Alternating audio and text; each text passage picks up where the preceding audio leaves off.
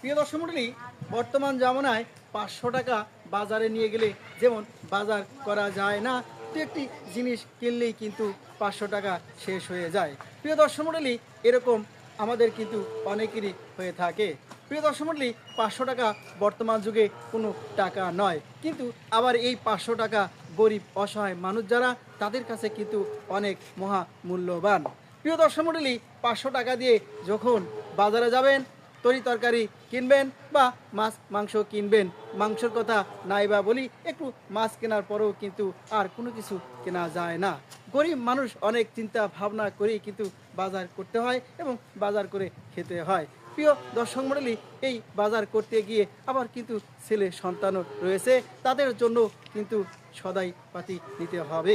প্রিয় দর্শক মণ্ডলী, আমাদের সমাজে এরকম মানুষ কিন্তু অভাব নেই।